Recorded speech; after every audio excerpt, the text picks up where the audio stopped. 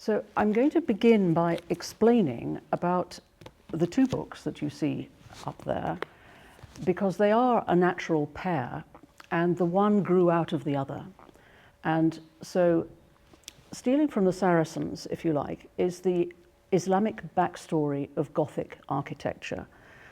And the cover shows the inside of the dome of St. Paul's Cathedral, where Sir Christopher Wren said that he used Saracen vaulting because it was the best.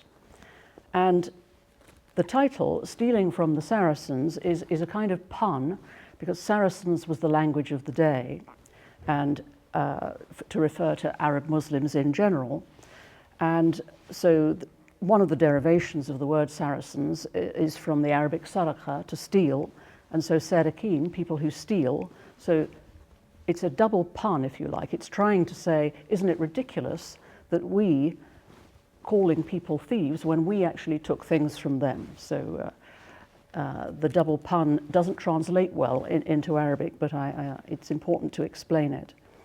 So Christopher Wren said that what we call the Gothic style should rightly be called the Saracen style. And so this book explores all of that and shows how the influences came in to explain Gothic architecture. And that came out 4 years ago. And the new book, Islamesque, has grown out of the first book organically. I couldn't have written this book without first having written Stealing from the Saracens. So again, let me explain about the cover. The cover is an Italian Renaissance fresco in a Benedictine monastery, painted in about just 1500, and it shows St. Benedict here, St. Benedict founding 12 monasteries.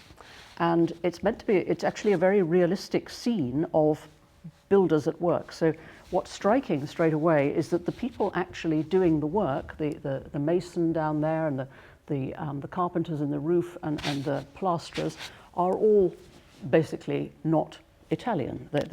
And it's rather nice that St. Benedict is helpfully pointing at the word Islamesque, which is an accidental touch.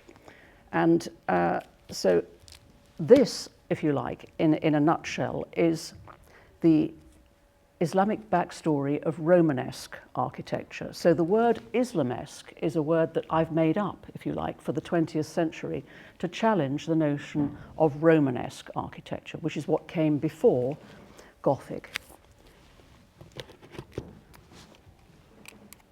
So the cathedrals of this country and of Europe, the medieval cathedrals, they represent the forefront of technology for their time. So, you know, around about the year 1100 is the period I'm looking at, which is when Romanesque, according to European art historians, sort of burst onto the scene like some kind of miracle, with all these new innovations and new technology and new vaulting techniques and new decorative motifs.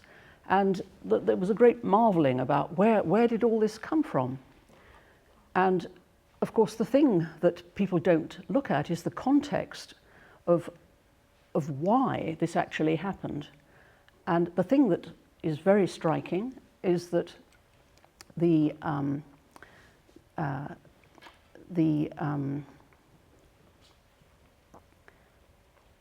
all of the features here you can see are taken from Islamic architecture, which I will explain to you.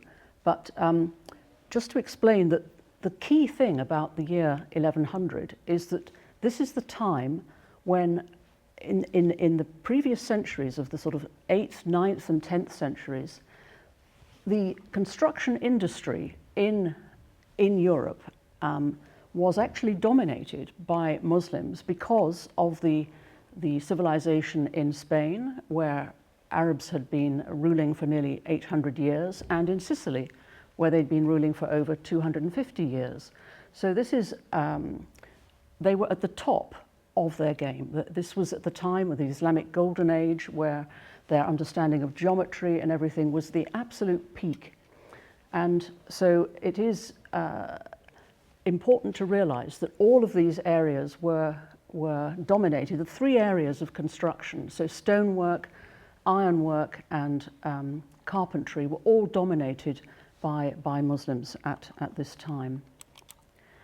And what happened is that around about the year 1200, sort of into the 13th century, in Western sources, so this is actually in a French Bible, you start to get images like this of God as the architect of the universe, using his compass to create the universe. And this shows us that the whole concept of geometry is new, coming into the Western Europe. Whereas, of course, this was completely standard in the Arab world, had been for a very, very long time. Geometry here is the perfect example of Muslim geometry at its very earliest stage. This is the dome above the mihrab in the Cordova Mesquita. So this is the absolute high point of geometry in Europe. Nothing like this had been seen on European soil before. And it was actually examined by a pair of Spanish architectural engineers not long ago, only about 5 years ago or so, and they wrote a report in which they marveled at the sheer geometric perfection of this dome that has not needed any repair for the entire 1,000 years of its existence. And at the back of the Cordova Mesquita, you have the masons' names that were found in a restoration, and so they've been put on display there. And what you can see from looking at them is that they are all written in Arabic, which this is 10th century, so we're talking craftsmen who were building the mesquita who were literate, because of course every school across Al-Andalus had the mosques all had schools, so people were literate and numerate in a way that their European counterparts were not. And so slowly these techniques of early geometry find their way into Europe. And this is one of the earliest examples in a cathedral now. This is actually in Caen in northern France. And this is the first kind of ribbed vaulting which they're using there towards just before the year 1100.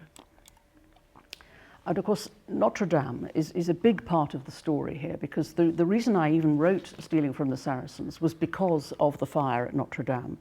The world's reaction to that fire was so overwhelming that it made me, nobody was mentioning where all these trays came from, and it made me think, goodness, don't people realize that all these Gothic trays have actually come in from the Islamic world? It simply wasn't being talked about by all the architects who were being interviewed. So I felt I wanted to write a book about Gothic architecture, showing how many of the elements had come in from the Islamic world.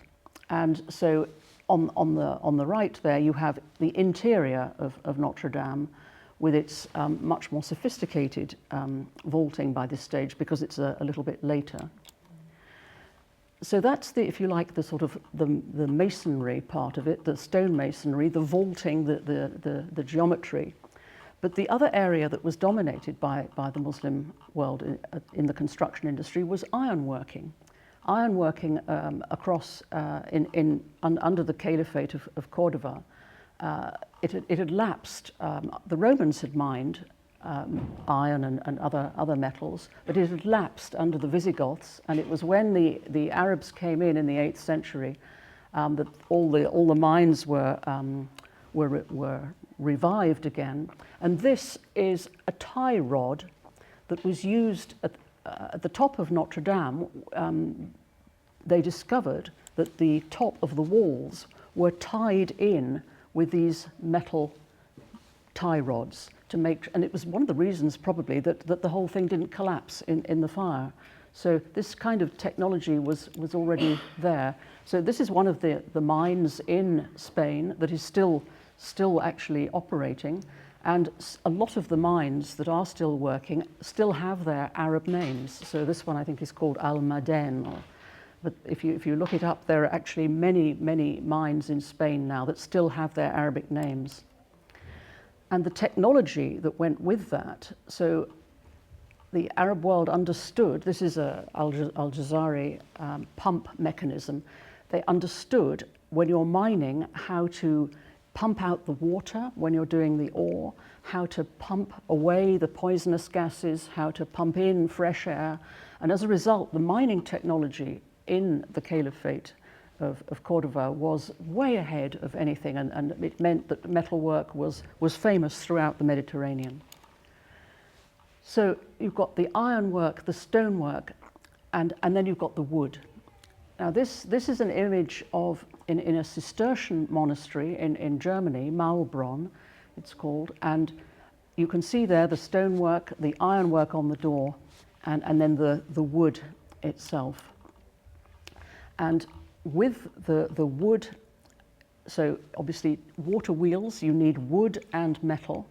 Water wheels is something that the Arabs brought in to Spain. I mean, obviously places like Hama in Syria, obviously the Umayyads themselves were from Syria, so they brought in all this technology which was new to Spain. I mean, Spain before that had a very basic system of agriculture with only sort of one harvest a year. The agricultural revolution was quite something. The Arabs, were able to turn it into 3 or 4 harvests a year, and so it was a kind of green revolution. And the technology of water wheels, that there were 5,000 alone in Cordova. So this one is actually driving the forge for the metalwork. So again, mills for paper, mills for many different things were all invented and developed more by the Arab Muslims in the Iberian Peninsula. And so this is an example of the sort of roof work. This is a restoration on the left there of the ceiling of the Cordova Mesquita. So that, again, the incredibly intricate woodwork, and on the right-hand side is intricate woodwork, again using all these geometric shapes, but with animals in there as well, with ivory. This is an example of a Fatimid, so that's an Egyptian piece of woodwork around the 10th century as well. And again, the woodwork, you have this idea of animals entwined in foliage. These are both Fatimid areas of woodwork. The one on the right is actually in Sicily, and the one on the left was from Egypt, again, just to show the sheer quality of the woodwork. I mean, even today, people would struggle to produce anything of that standard. And then this comes into the cathedrals then. So on the left, you have the ceiling at Peterborough Cathedral, which is full of lozenge designs, a very, very geometric shape. The lozenge is used extensively in Islamic designs and patterns. We'll see some images shortly. And then on the right is the ceiling, wooden ceiling from Hildesheim in Germany. And again, if you look at the geometric layout of it, all in frames, in lozenges, quatrefoils, and circles, all of these, the whole concept of it is very geometric.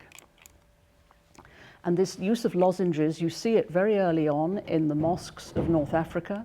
So this is in the great mosque of Kairouan, around the mihrab. They have patterns of lozenges being used, and this is as early as the 9th century here. So this just to show, so what evidence is there of Saracen workmen, to use the language of the time, in this country? And this was a remarkable discovery, that there were Arabic numerals carved into the rafters of Salisbury Cathedral in the 1220s. And this is several centuries before Arabic numerals came into this country. They were not in general use here until well into the 1500s. So this is an accidental discovery. They were doing a dendrochronology report on the timbers to try to work out what date the actual construction was, and the Arabic numerals came to light then. And this is the nave of and the vaulting in Salisbury Cathedral, and it's described by woodwork experts as one of the top pieces of carpentry in the country, anywhere. You know, the quality of the construction is just, you know, on an entirely different level. And then in Wells Cathedral, so Wells Cathedral, which is actually considered the earliest completely Gothic cathedral in this country, again, accidental discovery. They found up here in what's called the Resurrection Tier, Arabic numerals carved onto the base of the statues. And I explain the story in some detail in the book, because it does require some sort of getting your head round.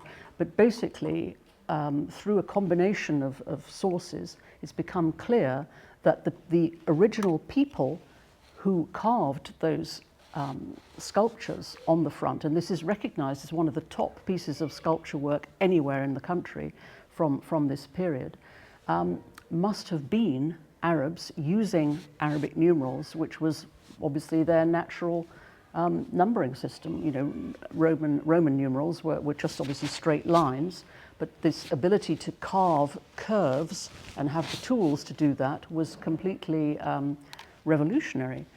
But because of a complicated financing issue to do with the cathedral, the work couldn't be completed, and so they had to number the bases of the statues and leave them in the workshop and move on to their next commission. And it was a full 15 years before the financing dispute and the who was going to become the next bishop and all of that was resolved, a 15-year law case.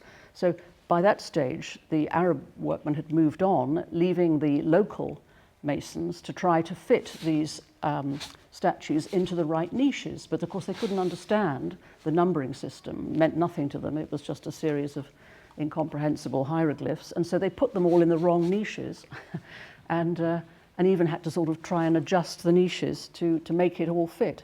And all of this has, you know, been quite a process to unravel all of this, but it's become very clear now that was the case.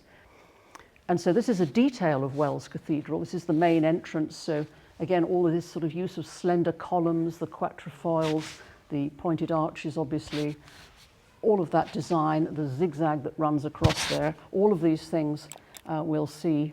And here, I mean, you may reckon this looks immediately familiar in this setting, but this is still in Wells, the chapter house, which is actually built above the crypt. So again, incredible level of geometry to make it up on the first floor with these stylized palm trees holding up the roof. Very similar to here, of course. And indeed, in Saudi Arabia, the same idea of at the Prophet's Mosque in Medina, the sunshades which are there, which open automatically when the sun comes up to a certain point, are again stylized palm trees. So the idea has continued right up to now. And then the final element, so we've got the stone, the wood and the metal. The final element is the glass, if you like, the sort of, and this is a personification of alchemy on the facade of Notre Dame.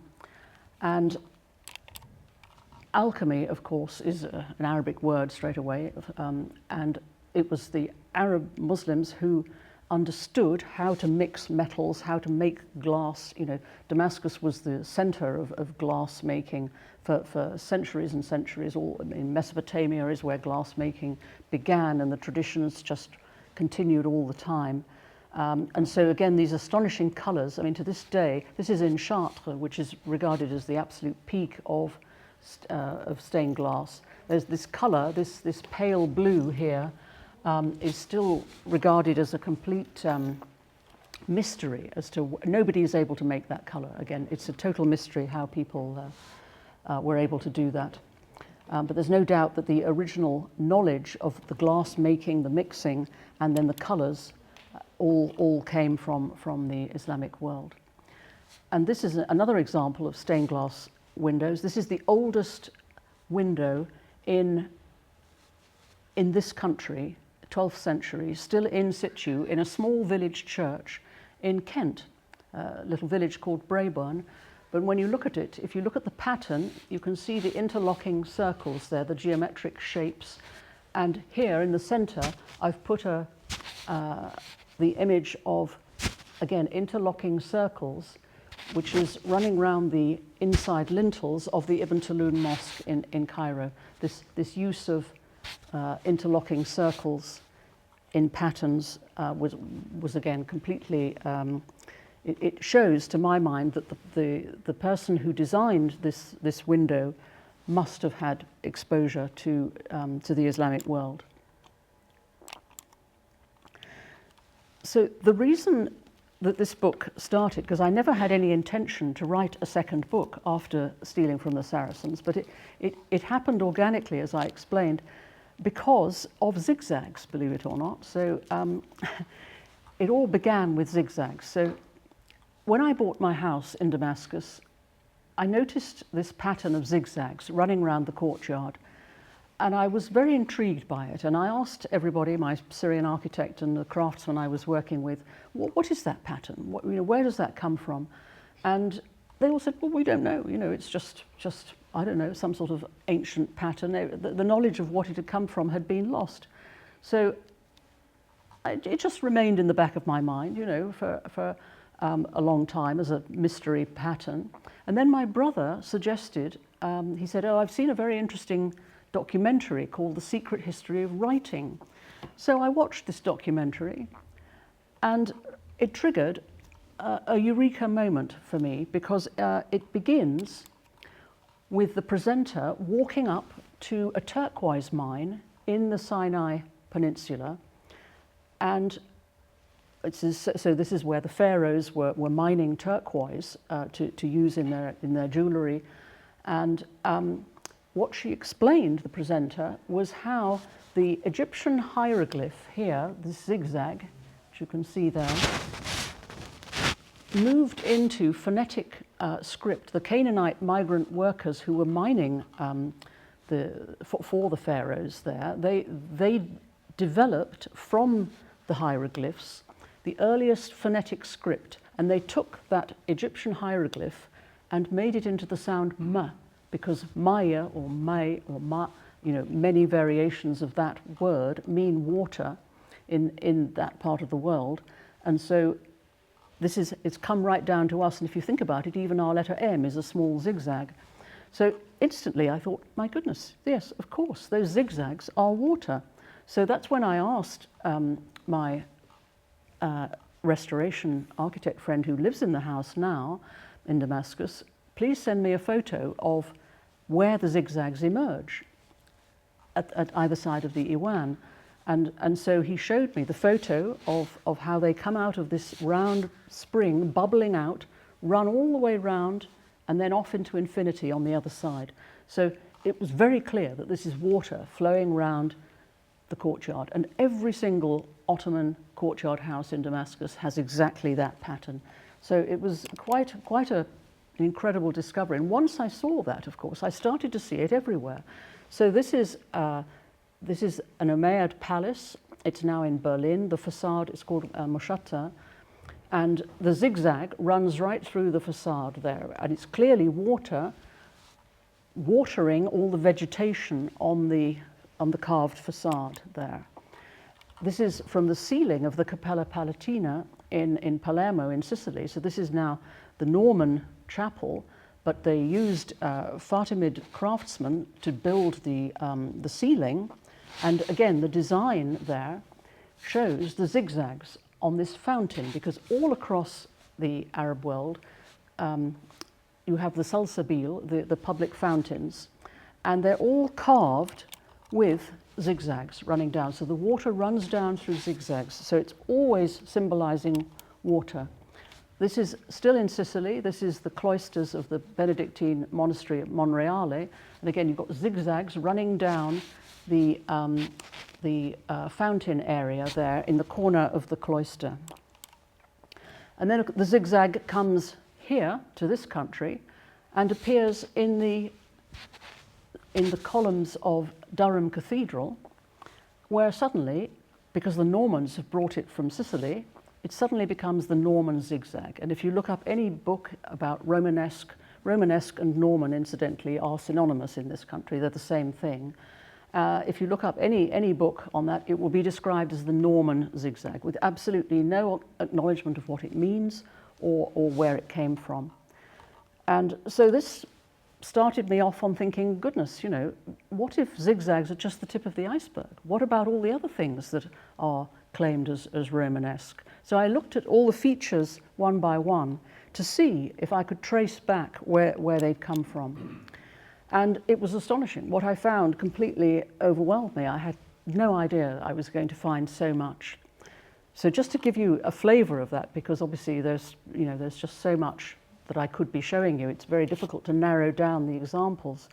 But this is the rose window in the Basilica of Santiago de Compostela. So this is, you know, the chief pilgrimage site in European Christendom, and yet it's so obviously geometric. You know, the 8-pointed stars everywhere. You've got the crescent moons waxing and waning, and the full moon in the middle. All the interlacing shapes. It's very clear. In Germany, in a Cistercian monastery, you've got these crescent moons again carved, and nobody understands what they are. They're just described when you look in the website of the monastery as mysterious signs. Nobody understands what they mean or what they're doing there. But then you see the 8-pointed star starting to come into French cathedrals. So you get this kind of patterning. It's called intarsia, where the volcanic black stone is inserted into the white limestone, and you've got all this ablak designs of the alternate black and white, which is so common in Syria.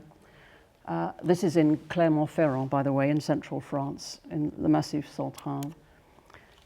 But another feature of Romanesque is, you look at here, this is the Ribat of Sousse, so this is very early, you know, this is 9th century. You look at this design here. In Romanesque, it gets called Venetian dental, and this is Al-Azhar now in Cairo. This is the courtyard arcade, so this the sense of the arcade coming round with the slim columns, the circles and lozenges and the shapes and the crenellations. All of these things then start to come in as designs into the monasteries. So here, this is the Maria Laach Abbey in Germany, where you've got this Venetian dental running around as a decorative feature, and you've got these slender columns here. And this was added on in about 1230, and it's called the Paradise, and it's got a fountain there in the central courtyard. And so again, the styles are very clear. These are monasteries in Spain. This is where the monks washed their hands in a kind of ablution fountain before going in to have their meal. You've got the lozenges there. This is in Lerida, the very elegant columns, the geometric shapes, the 8-pointed stars, the polylobed circles like that, all of these elements. And sometimes these monasteries, it is actually recorded that it was Muslims who did the work. I mean, occasionally there is documentary evidence of it. Most of the time it's the buildings themselves that are the evidence. Interlocking arches, all of these things are features of what's called Romanesque. So I'm just trying to show that Islamesque is a more accurate description. So you've got the lozenge patterns there, you've got the interlocking arches, and then you get these interlocking arches on the Cordova Mesquita, on the gates on the outside, and then it starts to appear in the Galilee Chapel in Durham Cathedral on the left. Exactly the same patterns. This is the great mosque, Umayyad Mosque in Damascus. And again, you look at the shapes of the courtyard, the tall arches with the upper arcades running around. This is the models which then get copied. This is another mosque in Toledo now in Spain. This is 10th century, so very, very early. The Umayyad Mosque obviously is earlier than that, it's 8th century. So again, you've got these tall arches and tall blind arches and arcades running along. These patterns are exactly what then start to come into cathedrals. And then this is Al-Hakim Mosque in Cairo, Fatimid Mosque, but again you've got the tall arches with lozenge decorations, and then you've got Pisa, the Cathedral of Pisa and the Leaning Tower uses exactly these things, the tall blind arches decorated with lozenges. And the interesting thing there is that Pisa had no local school of architecture at all until they captured Palermo. And just a decade or two after that, these styles suddenly appear. And when something suddenly appears like that out of nowhere, it's definitely not local. So you see then, even quite close to here, so this is Norwich Cathedral on the left, all the geometric designs on the tower, the lozenges, the circles, the arcades, interlocking arcades, all this very elaborate decoration that's all found its way in from the mosques of North Africa and Spain. Again, this is Castle Acre Priory, which again is not far from here in Norfolk. Exactly the same elements. And so with the animals, I then, these animals that appear on all the columns and the capitals, again, the clergy at the time, in around the year 1100 and during the 12th century, couldn't understand where all these animals were suddenly coming from. Where had all these, Bernard of Clairvaux, a very famous cleric, said, what are all these filthy apes doing in our cloisters? It was clearly nothing religious about them. So they didn't begin to understand them. So it wasn't done with their, condoning. But again, if you look at the actual creatures, these fantastical creatures, you could trace it right back to the very early Mesopotamian and Babylonian use of animals like lions. This is the Gate of Ishtar in Babylon, which is also in Berlin now. And the whole thing of using animals in this way goes right back again into the mists of time with stories like Kalila wa Dimna, with animals being personified and stories about challenging authority very often and a lot of humor basically in some of the stories. And so this use of lions starts to come in then to the cathedrals, and in Sicily, in Palermo here, you've got the lions. Again, this is King Roger's throne room in Palermo, in the Cappella Palatina. This use of lions in that very stylized pose, which you see on ceramics as well in Fatimid pottery. And the same pose then comes into the English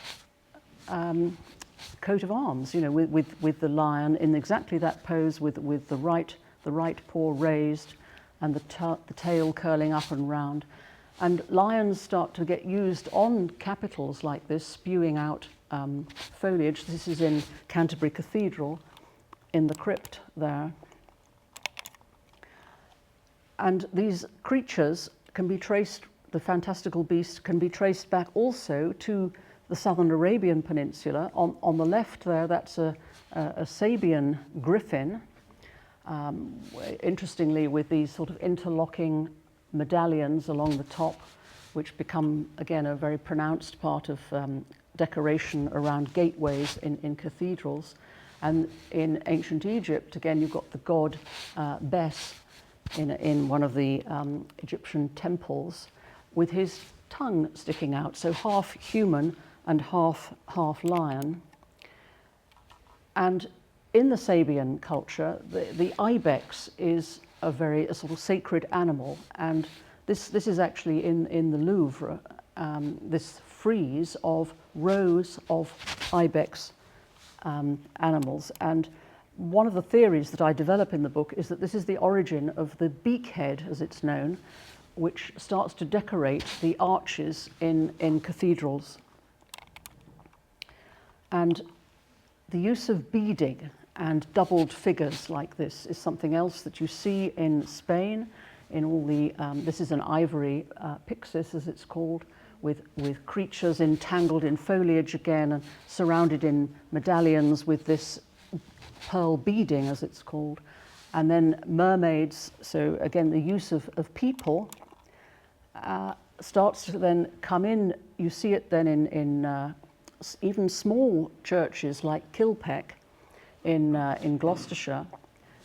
So you've got pairs of animals there with the pearl beading round and these medallions running round the gateways, the entrances to the churches. You've got the zigzags, you've got all the fantastical beasts. All of these things start to come into English churches.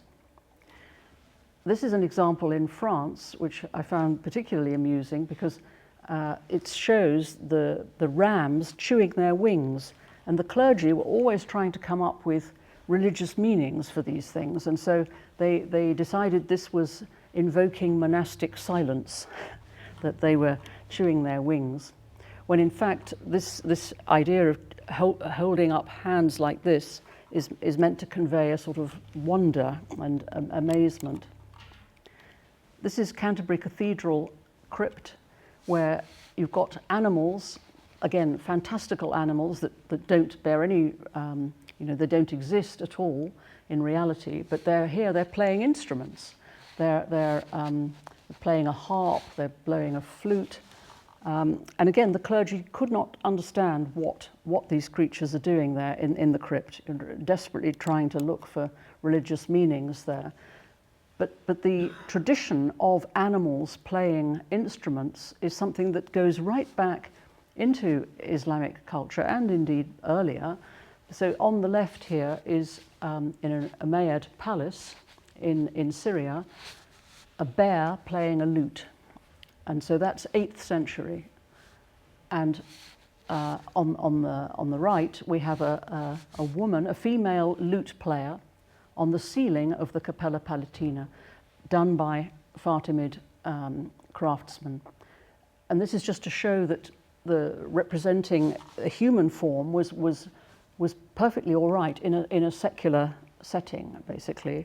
As long as it was not in a mosque, it was, Muslims showed that they had the skills to do this and used figurative images a lot. So, and on the left there is an example of that. This is in Hatra, so this is one of the earliest Arab dynasties in Iraq, modern-day Iraq, and this is a statue of a military commander.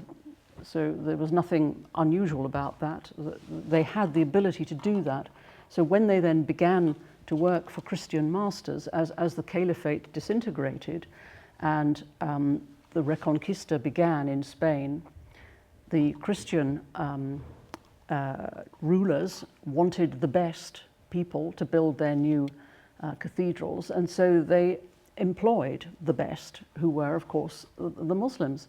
And as late as, even as late as the 14th century, the royal artillery master in Navarre was a Muslim who was given the position for life, and it passed to his son. And even Ferdinand and Isabella in 1492, when they took Zaragoza, appointed a Muslim to be the master builder of the royal works for life. And again, the position passed to his son, which shows that even that late, there was clearly no Christian who was at that level, at the very top of their game. And the final couple of images, again, just to show this representation of people. So this is in Granada, in Alhambra, in the Hall of the Kings, showing the representation of people discussing and you know, all quite animated with different faces. And then on the cathedrals, so this is on the cathedral of Santiago de Compostela, the image of Christ, the Apocalypse, the Christ, and then the 24 elders of the Apocalypse looking up at him again with all different faces. Many people have commented that the way the representation of these people look more as if they're attending a Muslim court than anything actual biblical. Oh, I seem to be going backwards. Don't know what's changed there. How does that work? Oh, sorry, we're nearly at the end. There's that one I want, if I can. Yeah. So this is the final image, just to give some idea of the humour, if you like, which I started to notice in all these capitals, and which it's quite hard to explain in any other way than that the people responsible for these, you know, were probably Muslims. So this on the left here is a bearded angel who is appears in the cloisters of a Benedictine monastery in the Pyrenees, Saint Michel de Cuxa it's called. And if you look at his eyes, you know, they're deliberately looking in different directions, so it's what's called wall-eyed.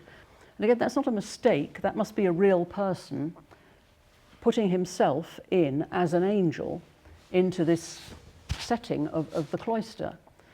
And it's quite well recognised that the Masons often did put themselves as faces high up in cathedrals on the outside walls. And in Paray-le-Monial in France, which is recognised as a sort of miniature Cluny, there's this very intriguing image. Again, nobody understands what it's all about, but it's very, very high up in the North Tower, really difficult to see from the ground. And in French, they call him, on the postcard, they call him Le Silencieux. So that, again, they're trying to say that he's invoking silence in the church, trying to tell people that they must be quiet when they go in the church. But he's so high up you can't see him anyway. So, I mean, my own theory is that this was a Mason who was working on the abbey, and he, as a joke, if you like, he just made himself like that to say, I'm up here, but I'm not allowed to say anything, which is just a curious idea. And then to end again with Notre Dame, which is sort of how the story begins.